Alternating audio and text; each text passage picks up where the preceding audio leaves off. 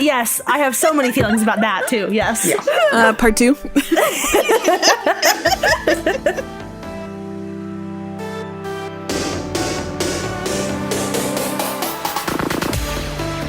Hello and welcome to SnarkSquad Pod, a media podcast full of friendship, feelings, and snark. My name is Marinez. I'm Nicole Sweeney. And today we are joined by Sam, the Democracy Diva. Hey y'all, this is Sam.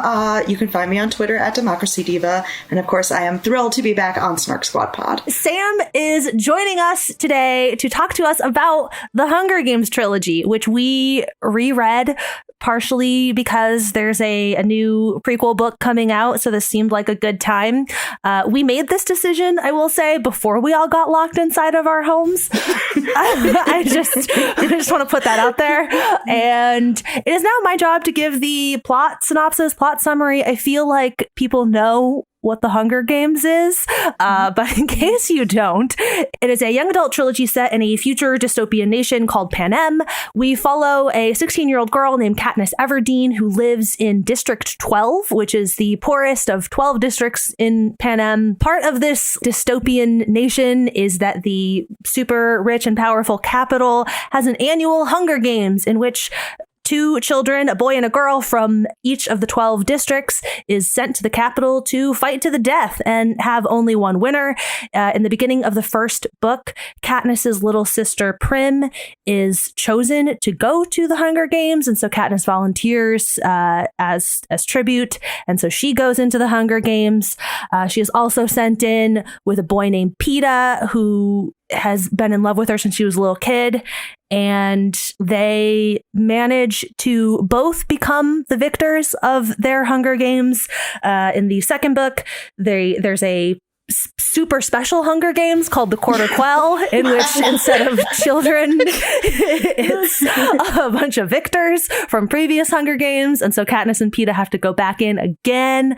And then Katniss blows up the arena, and surprise, there's a 13th district that has been hiding out, and people from the 13th district are all these rebels, and they free Katniss. And in the third book, Katniss is in District 13 with the rebels, and the rebels overtake the capital. The rebels win. The capital goes away. Katniss kills President Snow. There's a lot of other stuff going on, but we're gonna talk about it. And I'm operating under the assumption that you know what the Hunger Games is. I just do not want to give a 10-minute plot synopsis for all of the minutia of these 3 books. It is 3 books, so even if it was something where we know you know what the Hunger Games is, we also are not going to give a plot synopsis for 3 books. So. Right. Just not going to happen. It's simply not going to happen. But Nicole has already mentioned that obviously this is something that we all are rereading and is something that is super popular, very much in pop culture. So I'm going to start by asking what we usually ask when we are talking about a franchise, and that is to give a little bit of your background with the Hunger Games, when you originally read it, if you watched the movies, that jazz. I believe the Hunger Games was one of the things that I started reading because either Mari or Sweeney or both were tweeting about it or talking about maybe they were going to recap it. I know it was around the same time that you were also doing that with Game of Thrones and I may have said this on one of the Song of Ice and Fire podcasts, but I remember learning about both of these things at the same time and not knowing which one was the Hunger Games and which one was Game of Thrones because they both had game in the title, and that was too confusing for me. So that's a cute, innocent part in my life. But I was in law school, and I think I had just finished exams or midterms or something, and so I think I ate up all 3 books in 2.5 days. I binge read them, and it was a wonderful distraction from the trials and tribulations of law school. And I guess this was, I don't know, probably around maybe within the year before the movies were coming out. So I think that's why it was getting talked about a lot. And the movies were very important to me because the Hunger Games press tour had the best red carpet fashion in the history of film, in my humble opinion. And so that became, it was kind of the first movie of this modern red carpet era where you're dressing in a way that thematically represents the character you're playing on the show. So they had Elizabeth Banks, who played Effie Trinket, in these like crazy over the top glittering things that like someone in the Capitol in the story would wear. And they had, you know, Jennifer Lawrence in, you know, fire and red and orange, you know, Katniss Girl on Fire things. And so that was a fun time in pop culture history for me. So I look back fondly on those years. But that's how I initially discovered the Hunger Games. I should also mention, for anybody who does not know, because I for obvious reasons, I guess you didn't include it in your intro. It's not necessarily a thing you're actively doing these days, but Sam used to be a fairly active fashion blogger. So I also very, very vividly remember all of your posts about the Hunger Games press tour. That was peak, like, putting off law school classwork in order to do red carpet commentaries. So that was like, that was the high time on democracydiva.com. I first read the Hunger Games books sometime in 2010 after I graduated college. When I was in college, I was fairly active in, like, I don't know, live journal-y fandom spaces. And one of my closest friends from that sort of space was super into the Hunger Games. And so on her recommendation, I think I was at Target one day and the hardcover box set had just come out. So I was like, okay, I have nothing else going on in my life right now. I'm living at my parents' house trying to find a job. So I also read them straight through in like 2-3 days. I remember I was actually kind of working at the time and I was like reading on my lunch break and like not really sleeping. So it was really, really productive 3 days of work for me. But I super loved them, adored them immediately, reread them, I don't know, a couple times between when I like that and then when the movies came out. And so probably rereading in anticipation of the movies is like maybe roughly the time that Sam is describing. Unclear. I definitely reread them for the first and second movie. I forget whether or not I did it for the third and fourth movies. But yeah, I really loved the movies as well. I did not rewatch them as part of this like prep for the podcast episode. I only reread the books, but I probably had not reread them for several years prior to this rereading experience. I have no memory of when I originally read this trilogy. I cannot put it into context at all. And even checking into Goodreads, like I have them marked as read, but I have them marked as read for the day that I joined Goodreads in 2011. So I'm assuming that my reading them for the first time predated that. And I know that we did like a reread thing through, at that time, Childhood Trauma, before it was even SnarkSquad. And I started to reread the first book. I don't think that I even got through that reread with the rest of everybody. Even though I tweeted a little bit about like the first quarter of the book that I was reading or whatever it was. But so I've read these through specifically second and third books one time, and that was it. Then the movies came out, and I don't know, this is a story that lives really strongly in my memories, but I don't remember when I read them, what age, what context at all. So it was really, really interesting for me to go back and read them because it felt in a lot of ways, like even though I'm so familiar with the story, I'm familiar with the story because of the movies. Right. So it felt like reading them for the first time, which was super enjoyable and very interesting. And so I guess that leads us into the question of if you liked them this time around. I mean, obviously Nicole's reread them a bunch, but did you like it? Did you like rereading it, even though we made this decision before the end of the world? And how was that? How was rereading it in 2020, in the year of our Lord 2020, in quarantine? This was a bold choice, rereading this during the pandemic. I reread all three twice in the last like 3 weeks because what the hell else was I going to do? I think I always really liked the books. I tend to be the kind of reader who on the first read, I don't read super critically. Something has to be really, really bad for me to hate it on first read. I'll hate things more on second read when I'm paying closer attention to details. Mm-hmm. So I was expecting to be frustrated by, some of the cheesier elements. The names, the names are ridiculous and the made up words that only exist in like Panem are even more ridiculous. And so there's some things that I had to just be like, oh, okay, I guess we're just gonna call them that. All right. I can't say Plutarch Heavensby with a straight face ever in my life. So it's a real shame. It's a real shame that had to be a major character. But aside from that, I think the parts that I loved, I still love. It was a little bit suffocating to read under these circumstances, but in a way that I think enhances the experience, because I felt like I was drowning in the world along with Katniss. And whether that's when she's actually in the games or, you know, when she's in 13 in the third book and like feeling suffocated underground or just not being able to, you know, leave the house without people recognizing her. I don't know. It all felt exacerbated and like extra. And more, it just felt more rereading it while literally being unable to leave my house, and you know, the president pitting states against each other for who gets a ventilator. That felt real. Yeah, I also really enjoyed this experience of rereading. I was a little bit nervous, to be perfectly honest. Like I much like Sam was expecting to be a lot more critical of it this time around. And I feel like, if anything, my love for the books grew through this experience, because I was like, no, this fucking holds up. I feel like when I first read these books, there are a number of other things that I liked back then that I don't necessarily still enjoy. So I was kind of unsure how I was going to feel. Much like Sam, particularly the third book, I agree, felt there were certain things about it that I was like, so too real. This is very intense. So yeah, all around, I enjoyed myself to the degree that one can enjoy this experience. It's 3 for 3 on going in very tentatively. I I've just, grown up so much over the last few years, and I've also grown up as like a, media consumer and critic. So I knew that the person that was going into this was going to be more critical of the books than the person who read it some point pre-2011.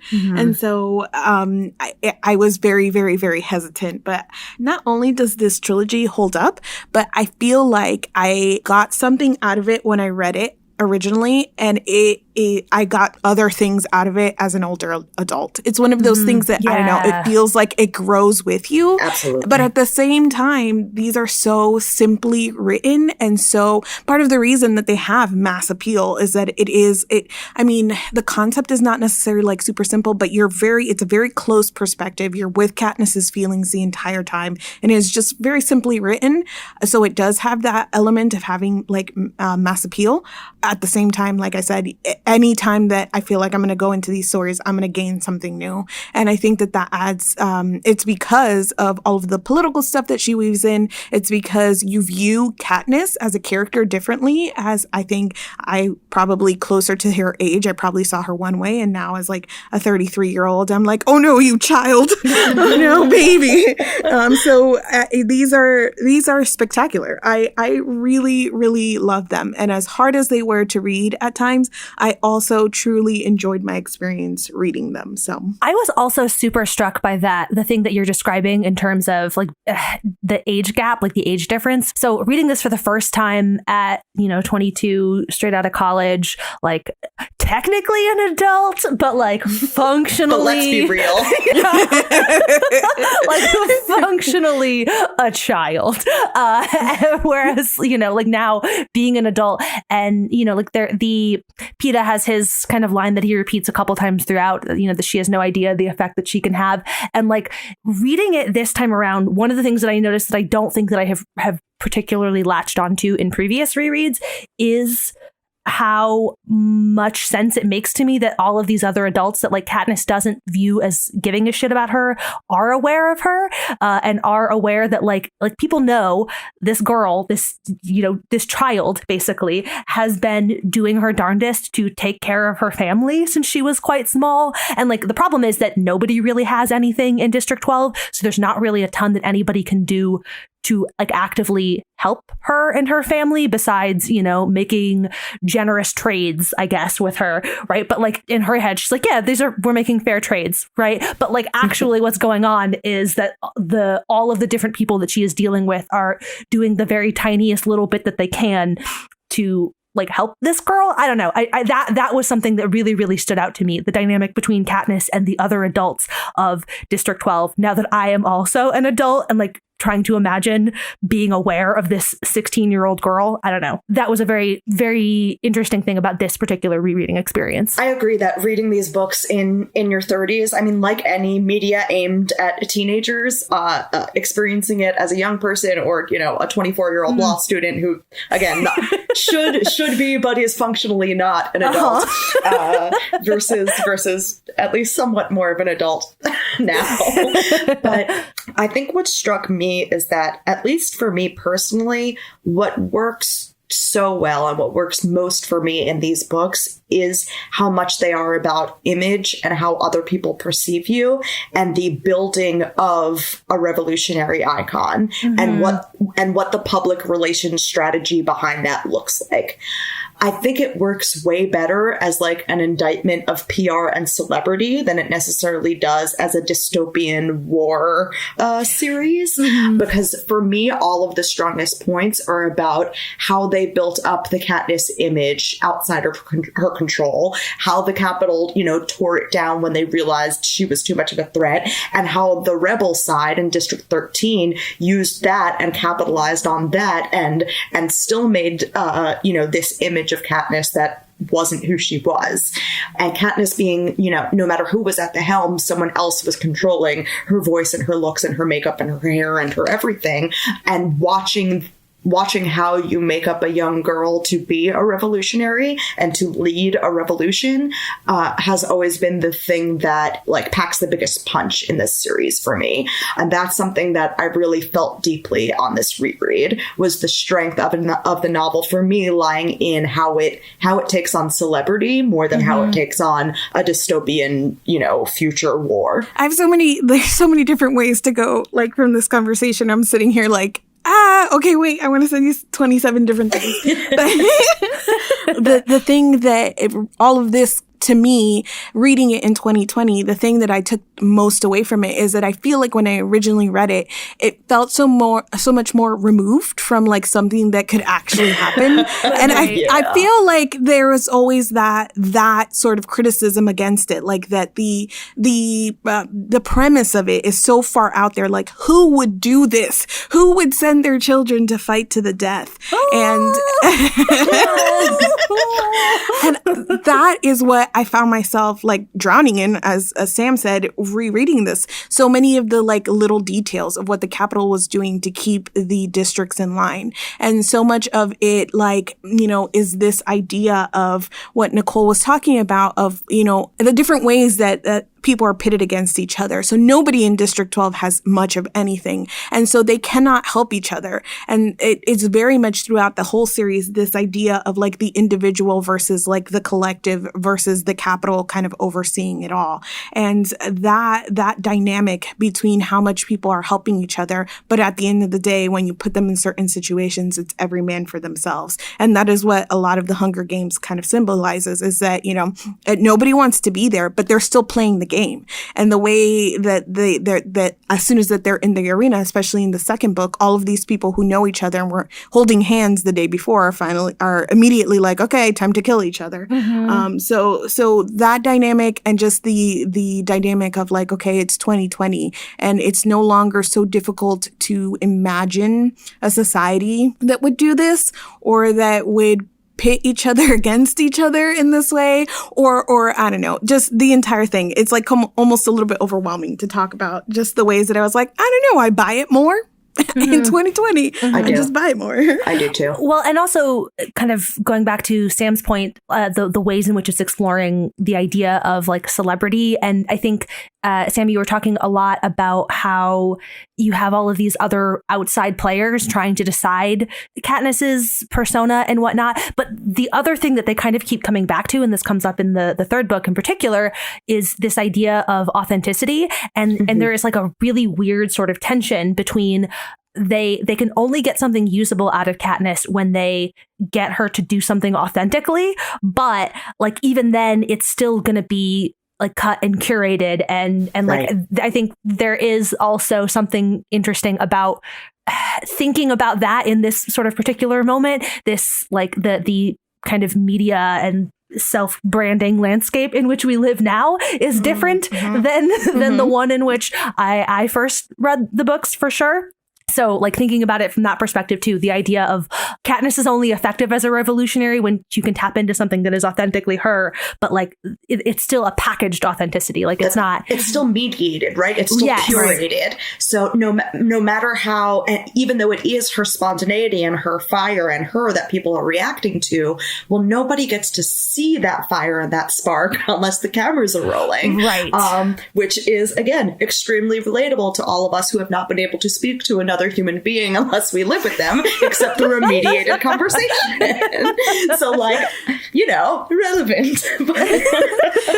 I think another thing that has really kind of evolved since these books originally came out and that add to this sense of like, I don't know, we're headed in that direction is just, it ties back to that idea of like celebrity PR, but also like reality TV. And I think one of the strongest things to me on reread in the first book was everything leading up to the games. Like I didn't remember how much time you spend out of the games leading up to the games. And all of that, I think, was the most real part of the games to me, was the interviews, the training, the outfits, just everything leading up to it. And then all of the people in the Capitol just eating it up and like tuning in and watching it and buying into this like very, very, very heavily edited and put on production, because it's interesting, it's entertaining, it's blood and guts and gore. And isn't that, what people enjoy watching? So that part of it just kind of rung in a different way to me in 2020 as well. And just this idea of, I think, the way that the games just continue to make a victim out of the people who are in them. So you get picked, you have to sit on that stage and actively participate in your interviews. If you want to win, if you want to survive, you've got to make people like you. You've got to put on this whole persona. You've got to do the whole thing. Then you're in the games and, God forbid you win, because then for the rest of your life, you're a mentor to watch other people go in and get killed. And then, there's the whole tour, the publicity tour they have to go on after they win. It's like a never-ending cycle. Right. And so to watch that happen and then also watch like Katniss realize this, that she's never going to escape this, and then tie that back to like the control that the Capitol has in general in this society, like that was something that I was like, ooh, it hurts, it hits home. And it's really interesting thinking about that too, rereading and like in book 2 when she meets all of the other victors, like having all of this context for these people that Katniss does not yet have, like because she is still kind of working through these things herself, and like it still doesn't fully occur to her that other people have also like had to process these emotions, which is like classic 17-year-old bullshit, right? I don't fault Katniss for this. There are 73 other victors of the Hunger Games, but I'm the only one who's struggling. Yeah, exactly. Yeah. I get it. I get that. It was also just really, really interesting to kind of see that and to see all of the ways in which, I don't know, she's like missing it. She's not fully connecting those dots until later, until they're like really spelled out for her. I also think that on first read, I was very into how much these books focus on fashion, but I was particularly interested in how they focus on fashion as a political statement or fashion as a way of saying something about more than just, clothing. And again, as someone who was heavily blogging about the red carpet at the time I was reading that was an interesting hook in for me. I think on reread, 8-ish years later, having consumed a lot more media, including a lot more late night television, I'm like obsessed with Caesar Flickerman's role on reread. He's the host of he's Stanley Tucci in the movies, like obviously that's iconic to begin with. But he's the late night interview host who conducts these interviews with all of these kids who are about to, be shipped off to murder each other. And his charisma and kindness and care while being, a cog in an evil machine are so fascinating to me. And the things I find myself wanting to unpack the most about the series are the people like that, are the people who were raised in the Capitol mind frame, who have never had to struggle, who have never had to worry that they or their kids would be sent to the Hunger Games. Him and Effie and Cinna, Katniss's stylist, all I want to know is more about what they think of the world world and how they got to where they are and why they do what they do. Because the way the books give them depth in a way that I think other books wouldn't is really magical to me. And I think the series leans really heavily on that and kind of does that with a lot of intention. In the third book, Katniss has a whole team of people who styled her for the Hunger Games. They killed her stylist, Cinna, right before she went into the arena the second time, right, in the second book. But when she's in District 13, it turns out that the rest of her prep team, like her makeup artists and hairstylists, have been, captured by 13 and held under horrific conditions. And she has a lot of difficult talks with people, with Gale, I think, about, why she cares about these people who spent the last year dressing her up for slaughter and, picking out the lipstick she was going to die in. And Gale couldn't understand why Katniss cared about them. And Katniss really couldn't either. But it reflects the themes in the story of not everybody on the good side is good and not everybody on the bad side is bad. And President Coin is just as power hungry and manipulative as President Snow is. It doesn't matter that they're on opposite sides. And so I like how the book used those kinds of characters to kind of give you that insight. And that's something that packed a punch with me on this reread more than previous ones. And they do a really good job of doing that through Katniss too. So we talked about this quite a bit we've been doing like a Discord chat around these books, but we talked a lot about who Katniss is as a character and like the flaws that she has. Her as a character in the beginning of this series, she is incredibly like rigid and like stern and unforgiving. There's a line going into the opening ceremony of the Quarter Quell. Katniss is like relieved because she isn't being told to wave this time. Cinna tells them to just like stand and like sort of be above it all. And she says, "We are unforgiving and I love it. Getting to be myself at last," which getting to be unforgiving is her getting to be herself at last, because she really, really is. At the outset, she's incredibly hard for reasons that track, it makes sense that she is this way given the life that she has lived. But it's interesting that she goes through so much worse than the life that she had lived up to that point and emerges more forgiving. And so she does have this complicated journey where she, in the first book, she cannot stand her prep team. Like they are a source of tremendous frustration for her. She is horrified by the fact that they can sit there and like doll her up and not really give a shit that she'll, as far as they are concerned, she'll be dead in a week. So there's that. And she does go through the journey of precisely what you are describing, Sam, in terms of like understanding that it's complicated. People are fucking complicated and circumstances are complicated. And I don't understand why I care about the people who dressed me up for slaughter, but also I kind of do.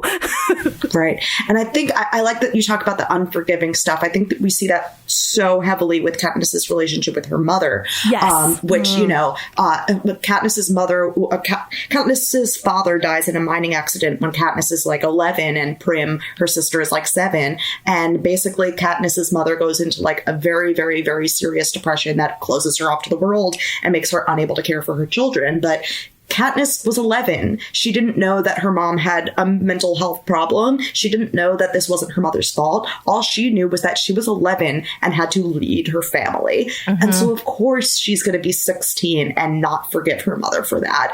Is that fair? No. Does it make sense? Of course. Right. And I like that the series grapples with things like that. I like that it trusts you and it trusts Katniss enough to know that Katniss is going to sound really fucking harsh about her mom, who was a broken person and who even says in the books, if I had the medicine then that I have now, I would have been, it was beyond my control.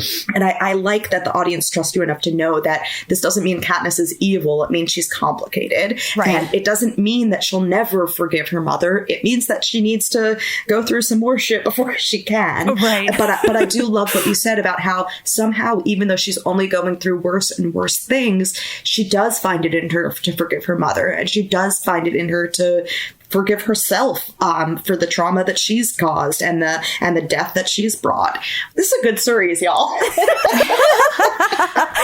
I think that some of those deeper things or the complexities that I was oh man, I didn't see this all, I guess, when I read it the first time. And part of that is just rereading and reconsuming the story. But I love the way that it does present this complex cast of characters. And in general, it is saying people are complicated. And one of the things that I really, really loved this time around was the fact that it did give us really complicated and very different looks at post-traumatic stress disorder, about trauma, about surviving things like this. So you do have her mom who kind of goes within herself, and you have Katniss that gets very hard, and you have, you know, all of the victors in the second book, and they're all presented in different ways. There are some people who are drunks like Haymitch, and there's two of them who are using drugs, and there's, you know, Finnick over there like just doing his swagger thing to like mask everything that's going on. So it shows us all of the different ways that people are coping with the trauma, and I just love the way that it says that as well. Like, hey, people are complicated. They deal with really tough things in different ways, and all of it is bad, but all of it is okay, kind of thing. And then just also showing us Katniss, you know, be the survivor that she is and be amazing. You know, you do really fall for her because even though she's unforgiving, she's the biggest bleeding heart in this entire freaking story. And so anytime she sees anybody remotely in danger or anything, she's like running headfirst into that danger to be like, no, stop it, for better or worse. But, you know, as she gets exposed to the world more and she kind of leaves her meadow, her family, and District 12, she does start to really flesh out as a person and as a character. And she starts to realize what you as the reader realize, and that is that the system is bad, but the people in it are complicated, and there's good and bad on both sides. We've been talking a lot about the rereading experience and all of the kind of new, bigger picture, nuanced things that stand out. I feel like I also want to acknowledge the thing that hooked me initially, and the thing that will always be part of why this series means so much to me, I guess, is the initial sister feels. Yeah, of course. We're all suckers for those. Right. Like I don't know how many times I've read these books now, but I will never not be able to cry when Katniss volunteers as tribute. It took me maybe 20 times of seeing that clip in the movie before I could watch it without crying. Like, it was on all the fucking trailers, and I was like, cool. So every time I see this trailer, I'm just going to cry. Like, that's what's going to happen. So that's great. Love that for me.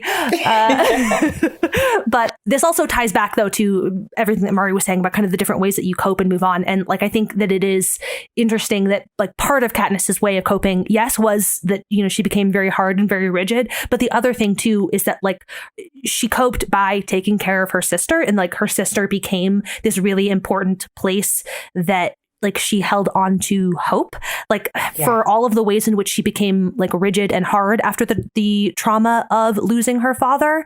Her sister was also this place of like, here is goodness. Here is where I can see and like hold on to and cling to the idea of goodness.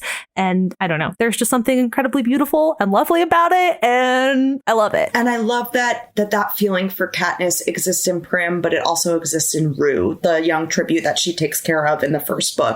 Because it reminds her so much of her sister. And again, Katniss being able to see that humanity in everyone is what kind of fills these books with richness for me. I also wanted to talk about the post-traumatic stress disorder stuff, because I feel like not everybody likes the third book. I really like the third book. Me too. I have some like major deal breaker flaws with it, but there are a lot of things I love about it. Most of it is the media propaganda image side of it. But the grappling with Katniss's PTSD from beginning to end of that book is something, at least at the time, other YA novelists were not doing a lot of. You weren't spending like the end of each Harry Potter book like unpacking how fucked up everybody was because of everything that had happened to them. And like maybe that would have been a better epilogue than the Harry Potter series got. But although to be fair, I think anything would have been better than that. But that is a conversation for a different episode. But I think what makes the third book work in a way that makes the third and fourth movies not work is that on the page, I can get very into just watching the effects of trauma on Katniss. When you're watching a movie, it is less exciting to see someone in a hospital bed for like 70% of a movie. I much more enjoyed following that story in the books because of the ability to be inside Katniss's head. That's what makes that perspective interesting to me, is her own internal confusion brought on by, the physical trauma of concussions, the emotional and psychological trauma of everything she's gone through, and all the different ways that this manifests in her physically and mentally and emotionally, and all the ways that it manifests in other people. Joanna has different PTSD, triggers and symptoms than Katniss does, and Peeta and Finnick and Haymitch, and they all have different ways of coping or forcing themselves not to think about it. And all of these things manifest themselves in different ways in different people, because trauma is complicated and surviving is complicated. And the stories we have to tell ourselves to get through the day are complicated. And I love the way the third book deals with that. It's also part of how the books counteract the meme about them that I now have very, very strong feelings about how bullshit it is.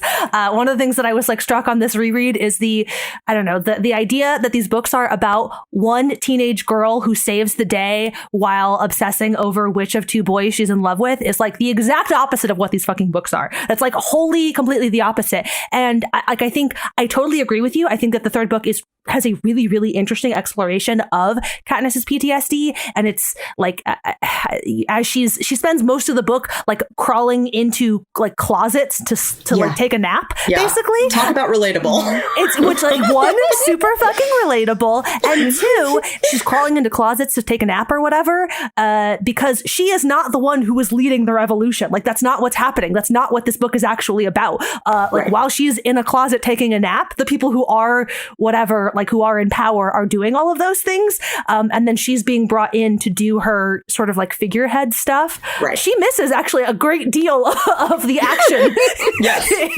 in terms of the revolution that's happening in the third book, because that's not what the third book is about, really.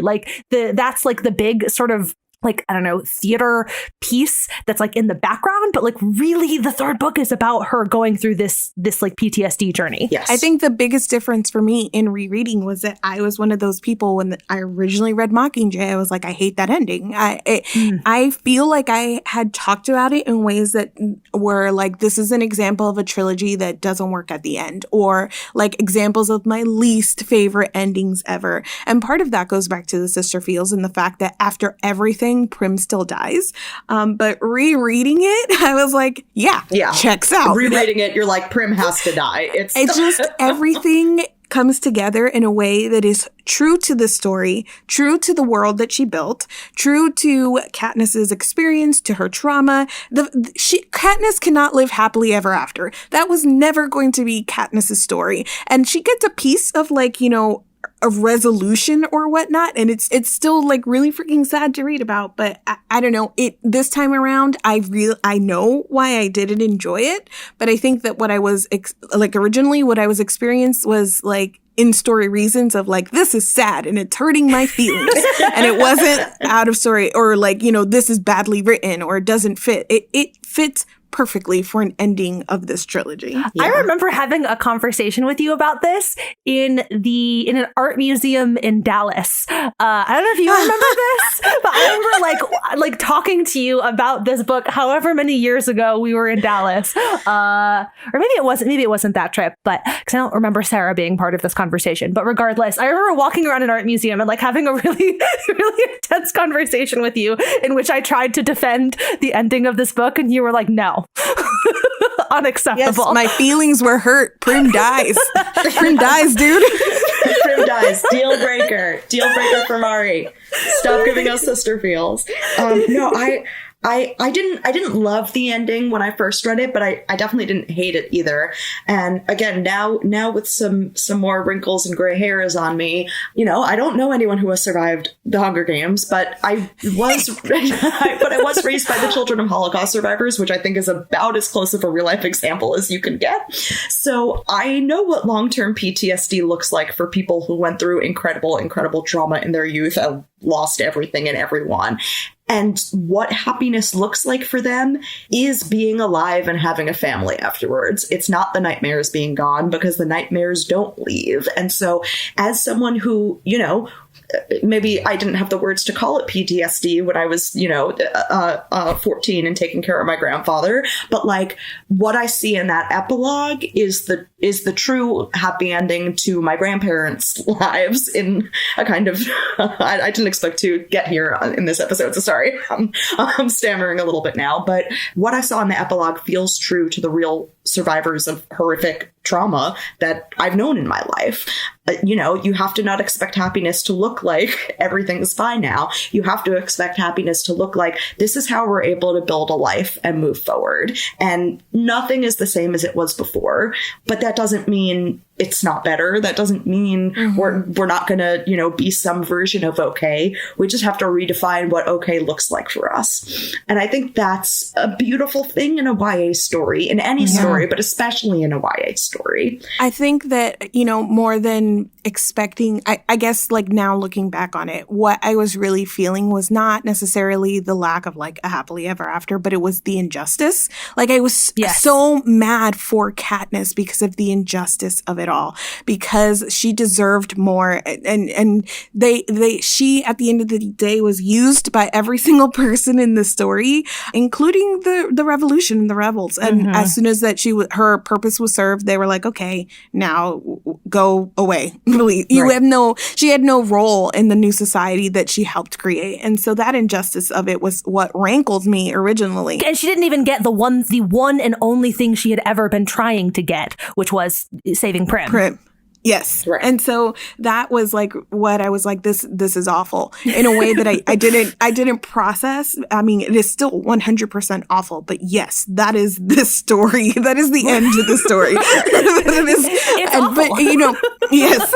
But what's still what Sam is saying, that hopefulness or that idea of like, okay, even though that happened to her and everybody is wrong for what they did to Katniss, right. she still found a way to put things together and have a family and continue to live. Because at the end of the day, we've been talking about Katniss kind of on and off here, but one of the things that Katniss very much is at her core is a survivor. And that is why she ends up as the main character of the story. And, she gets put in these situations where time and time again, not only it's survival for herself, but also for others around her. When push comes to shove, her instinct is to save others and to help others as well. So here's my question and my thing that I was hoping to solve in reread and couldn't. I think the ending makes sense. Again, like unfairness, but I mean like narratively, Prim dying makes sense. The PTSD epilogue makes sense. Her killing Coin instead of Snow makes sense. Why did she say yes in the meeting to have another Hunger Games at the end of the third book? I have never gotten a satisfying answer for Coin. So Coin brings together all the victors who are still alive, right? Which is like 7 people. Because as I think the book smartly pointed out, they were targeted from both sides, the rebels and the Capitol. The victors of the Hunger Games were slaughtered en masse, as were their teams. And so at the end, they're faced with the decision of, in order to kill fewer numbers of people, should we have one last Hunger Games using Capitol children in order to not have to slaughter thousands of Capitol, people who worked and served the Capitol? And Katniss says yes in a way that the text is telling you, like, she's saying yes, but only for a real reason. Like what I've read is like, oh, well, she wanted to get on Coin's good side and like, like give the false illusion that she was on Coin's side. But I don't think that tracks at all. It wasn't only Katniss's decision to decide to do the Hunger Games or not. So first of all, it wasn't even like a Katniss, you're either with us or against us thing. Like that wasn't even how the discussion of this was set up. Yeah, but it was framed as Coin's idea. Like Coin did make a point of saying that it was her idea. So like, I don't know, to me it read as like sort of half coming from that place of trying to make sure that Coin felt that Katniss was with her.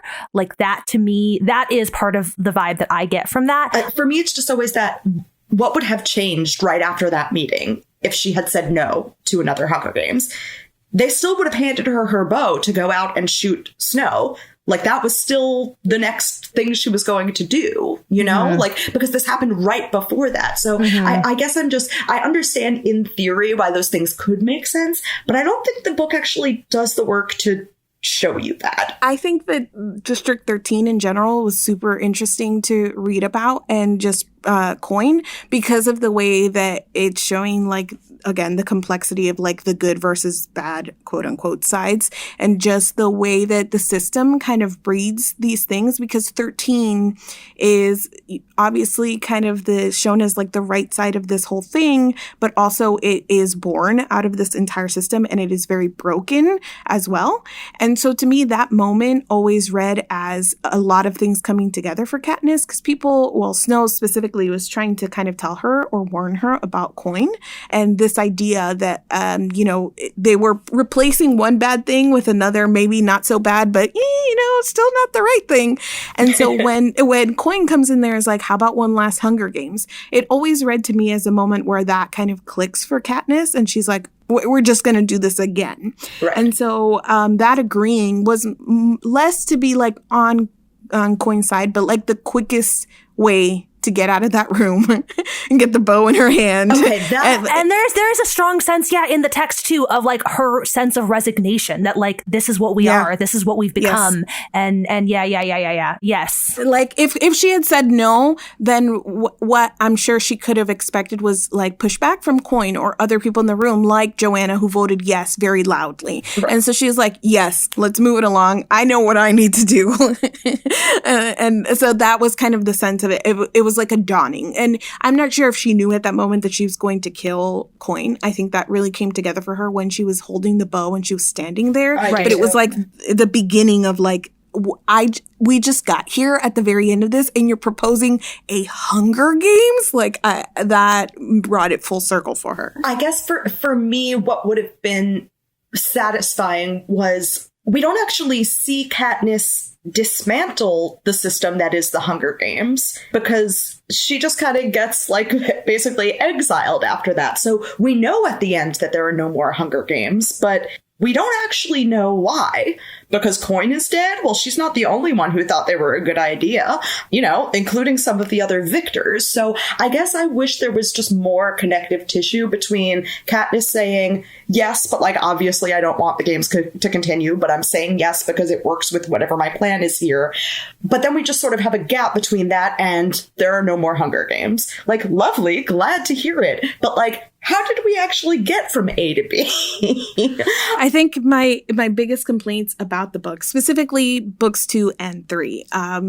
First book, I think, is my favorite. I think it is the strongest in a lot of ways. 2 and 3 are great, and they have really great things, but I think the weakest parts of it both come at the end, and it's this sort of like, because we follow Katniss so closely, and because she's not part of the action always, both of those books have these weird cuts away from the action, and then this just like page of like plot dump of like, oh, so while I was out, here's what happened. And it's literally the most important stuff that's happening. Like, oh, by the way, while I was waiting in a room, they had my trial. We have a whole new society. There's no more Hunger Games. Bye, everyone. And I was just like, wow. Right. I think and y'all have made me feel better about that issue, so I appreciate that. But yeah, I think it definitely is the case that I think actually all 3 books do end with somewhat of an info dump of, while you were unconscious, here's what happened in the world.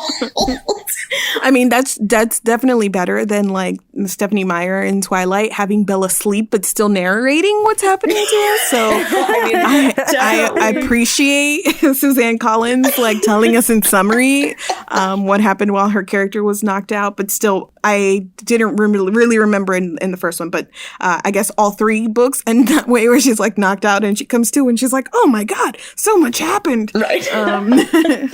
Which is one of the negative things that I have to say about the books. Right. And that honestly, like, I don't have a lot of negatives. It is like some of those gaps that are, like you said, a lot of the gaps in the narrative are because we're telling all of this from Katniss's perspective.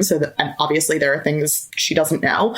I don't think the books guide you through those gaps as elegantly as they could. That would be one of one of my takeaways.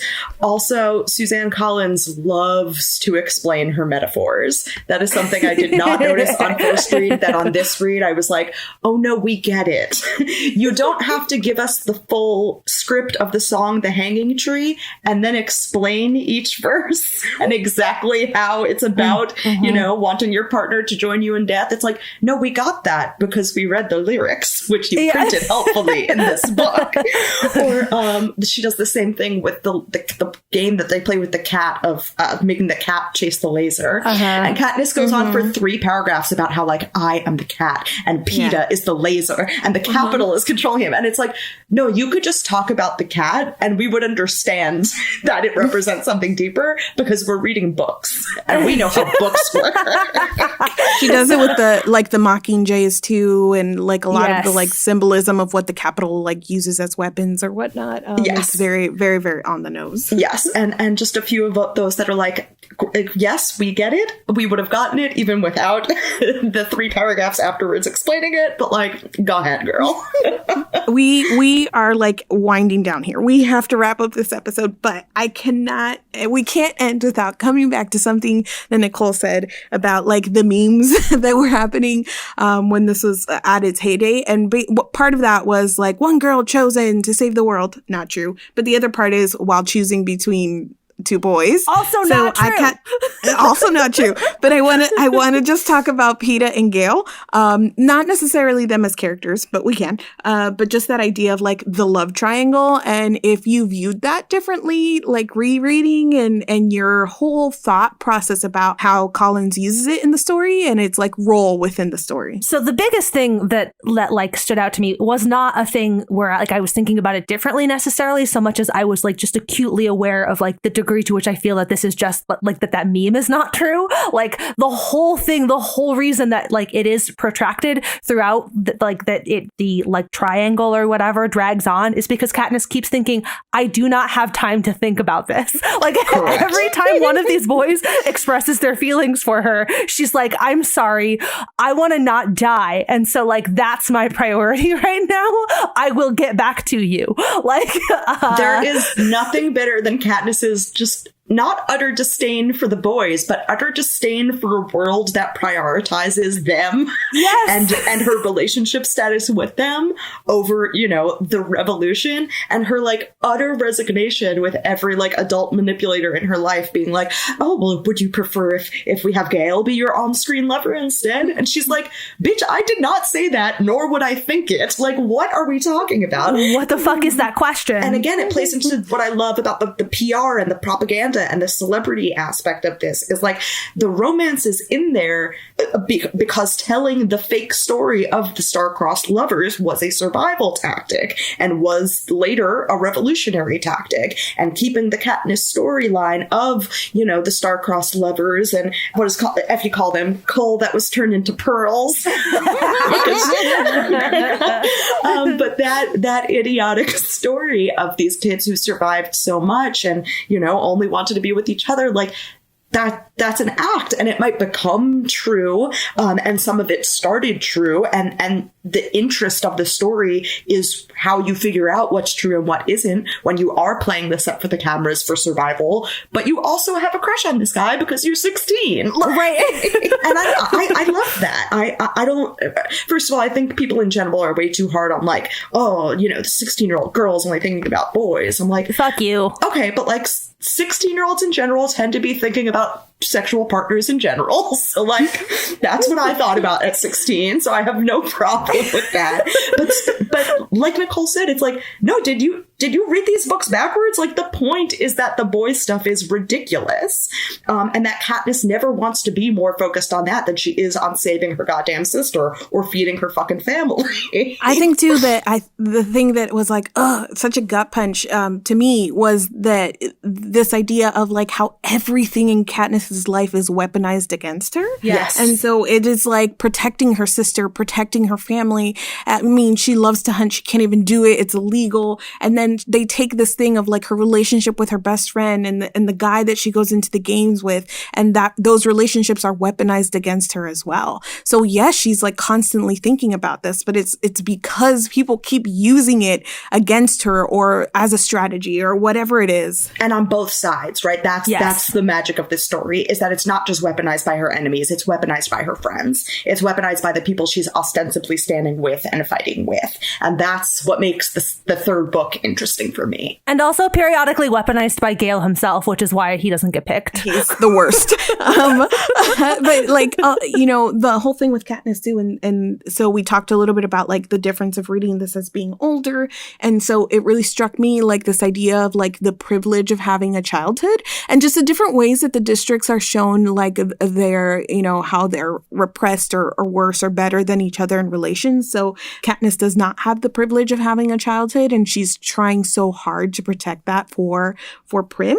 And so even her relationships with like what should be like a crush on a boy or her best friend or whatever, they don't get to exist normally. She does not have the privilege of any of this existing normally. So this idea of like it being like very heightened, very dramatic and kind of in your face, like yes, because she's living this out in front of everybody. It is no longer like a crush on a boy. It is a strategy to topple a regime.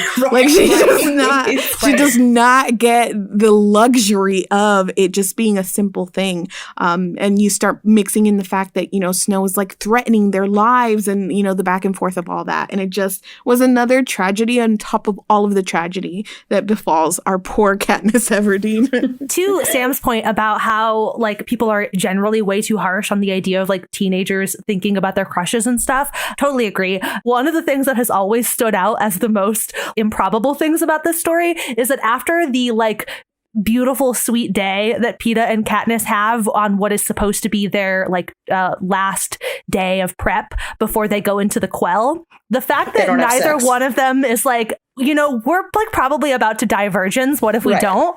That to me. Literally the least realistic thing about this book that involves like talking birds sometimes is that they don't have sex. Is that Katniss and Peeta do not have sex before the Quell. I buy it before the first games. Like, Katniss doesn't trust him, whatever. But like at this point in time, Katniss knows she has some kind of feelings for Peeta. Like, come on. And they're already spending the night together on the train. Like, they're already like everyone thinks they're having sex. You might as well. Right. Try it out, girlfriend. We are truly the mentors Katniss needed. Haymitch was never going to give her this talk. Just like going off of that, I was kind of looking back on this retrospectively, especially because thinking about like the movies and the release when this really, really entered pop culture and everybody was talking about it. But it was just so funny to me that the movies, like, or the books, the story itself is trying to say all of these things about like celebrity and the games and like these relationships between Katniss and these boys. And then we as the consumers like went off in the direction it didn't want us to go. And people were like, Team Peeta, Team Gale. And I'm like, no, that's what the book doesn't want you to do. You're like actively participating in what the book is like. This is so, do you see how messed up this is? That they're making her choose and people are invested in this thing. And then like all the stuff with the fashion and the like. Mac was selling capital makeup. Yes. It was the most disgusting thing I've ever seen. And this is someone who like appreciated the fashion both in story and on the red carpet, but like that's different than selling. Right. Yes. They're literally doing the thing. Yes. Right. Cinna deciding to like dress Katniss up as childlike as possible, like making like those like that is one thing. Like that's the really like cool and insightful and like interesting thing to do with fashion that's happening in the story. And then like out in the world, Hunger Games branded eyeshadow. I definitely have some Hunger Games nail polish. Guys, 2012 was a different time. We didn't know how bleak the world could get. Okay, you'll have to forgive us. Yeah, we were sweet summer children then. I feel like I could keep talking about this. I have notes that I haven't even touched, but yeah, I have like a 20-minute rant about Finnick that I'll never get to do. Oh no. Okay, and on that note, that brings us to the end of another episode. Thank you to Sam for joining us this week, and thank you all for listening. If you are enjoying this podcast, consider sharing it with your friends or rating or reviewing it wherever you are listening. We'd love to hear all of your thoughts on The Hunger Games. There will be a post dedicated to this episode up on SnarkSquad.com. You can also sign up to join our community on Patreon, which will give you access to our Discord, where we are hosting a buddy read for these 3 books, where we will then put all of these feelings that we didn't have a chance to talk about. We'll go put it in those buddy reads so you can come and join with us and chat about these books. You can also find us on Twitter at @snark_squad. You can find me at My Name is Marines. I am at Sweeney Says. And I am at Democracy Diva. This podcast is produced by the Snark Squad, and it is edited by Nicole Sweeney. The theme music that is playing us out right now is by Stephen Chen.